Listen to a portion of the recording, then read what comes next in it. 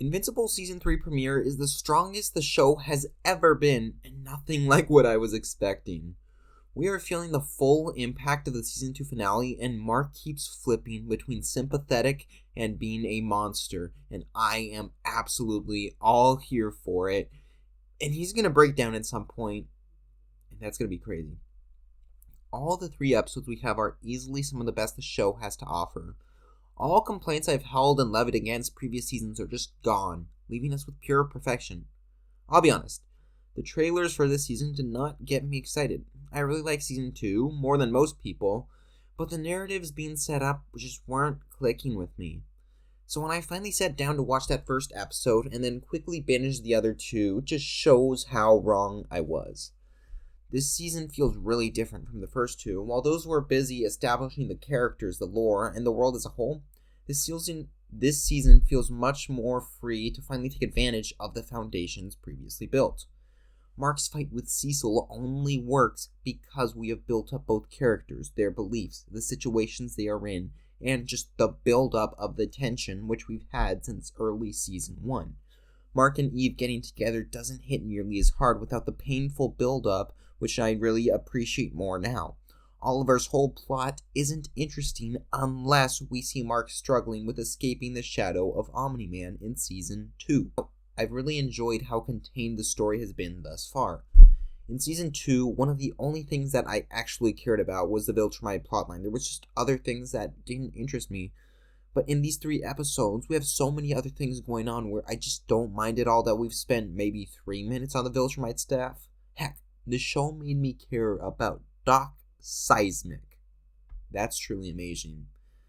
I think in the character growth we've gotten beforehand has finally turned the show into more of a sandbox where we're just balancing these different plots where each can really hold its own as a show, and it's just intertwined in such a beautiful way.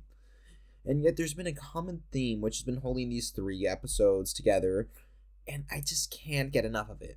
If you've seen the thumbnail, you should know I'm talking about trust. All the tension and conflict this season purely comes from trust, both of others and of the self, and for such an average type of conflict. In this setting, it becomes world-shattering, and how they execute that is brilliant. I'll go case by case, starting with the biggest, Mark and Cecil. Their dynamic had always been interesting, but the most interesting part of the first episode for me was seeing how Mark would end up fighting him. Cecil has always been the business-first type of character, but he's also always cared about Mark. On one hand, of course, it would be for self-preservation to have Mark on his side, but I honestly think that Cecil wanted to help people, and the flashbacks in episode 2 backed that up.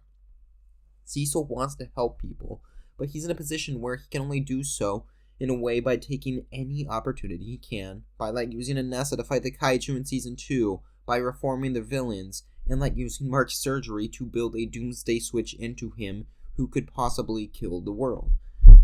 Cecil is in the right, but when he takes these opportunities behind the backs of those he works with, treats workers as tools, they're obviously not going to trust him. Cecil did the right thing through and through, but he went behind Mark's back one too many times, and of course Mark was going to crack, and the people who trust Mark aren't going to take it either. For Mark in this scenario, if we return back to Season 2, he wouldn't kill anyone because he didn't want to be like Omni-Man. He saw killing as a purely bad act. If you kill, you are bad, and there should be no justification. But later on in the season, his dad, a killer, the one who gave him this worldview of hating killers, reformed. And then he, Invincible, killed someone. He felt weaker than ever, like a monster, and yet he gave up his freedom to train with Cecil to prevent anyone else from dying, and that's why now he's being so much more violent in this season. By ripping up the multi-poles, by ripping up these robot things, whatever they're called, by just hurting people so much more. It's really interesting. Meanwhile, Cecil had remorseless killers on payroll while Mark was trying to do impossible. I want to do another video about the actual fight between Mark and Cecil and how that relates to the Guardians, just to get into it further because there was so much to say. But with this build-up, I just want to show that the showdown is just a simple difference of principles, and yet it's enough to shatter the status quo of the show. Not just for these 2 characters, but the whole universe. Everyone. Now, Mark and Eve. As the season goes on, I'll probably, again, talk about their relationship as a whole in some other video, but for now, let's just talk about that treehouse scene. As someone who wanted Mark and Eve to get together all throughout the show, I wasn't sure if the alternate universe Eve plot point would work. It just felt weird, but it was handled really well. For Mark, someone who was forced to lie in his relationship with Amber, and it left them hurt so badly, he just needs to be honest, even if his friends tell him not to. Eve has always been someone dealing with self-worth issues from her parents, from her brothers, from being cheated on by Rex. It has never been really explored throughout the show, these issues, mainly just through other relationships like the ones with her parents.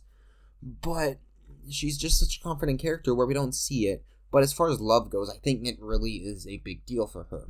Self-worth, and then also being helpless.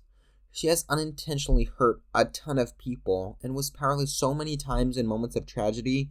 So when she feels like Mark is only asking her out because she feels bad, and because a future version of her is still obsessed with Mark, like she said, it would be so embarrassing.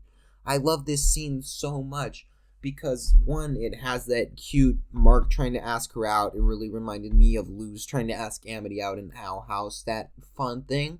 And then it adds this bit of tension. We thought we were gonna get the sweet thing.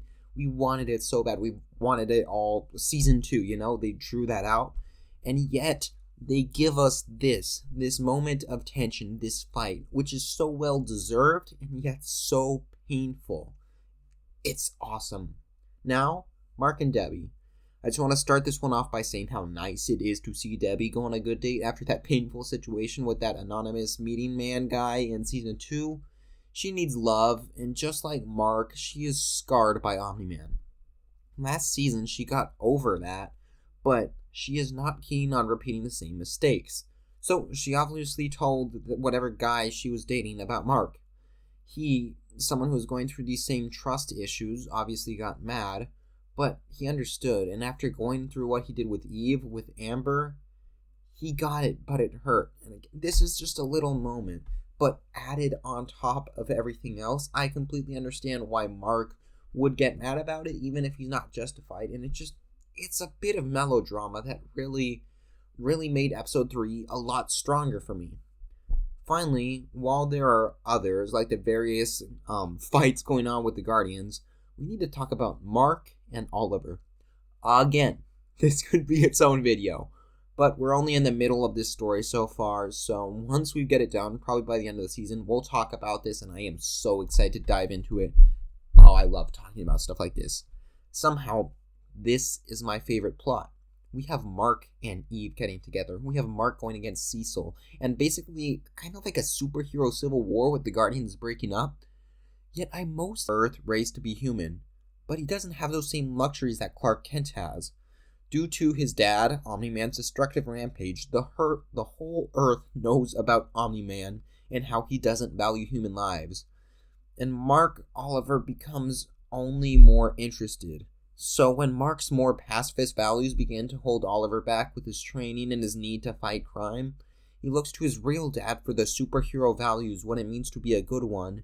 And then we get the death of the Muller twins, villains we've been seeing since the start of the show. Killing them off is so brilliant. They've been around in the first episode, in the season 1, in the season 2 premiere, just so many times, connected so many characters. They keep coming back, they keep dying. So the fact that we finally killed them off, and that it was done so remorselessly, is just crazy. There's so much I can say about Oliver and who he is, his values. There's so much theorizing to do, and there's so much more to be revealed, but I can only be sure of this. He's shaping up to be more like Homelander than Omni-Man, which is really worrying. Season 3 of Invincible has been great, and I honestly just wish we got these episodes released one by one, because there's so much to talk about, and I'm tired. And this is just the beginning, but it means I'll be getting a lot less sleep these next few weeks, so yay. I guess. We got Invincible, though, so can't complain.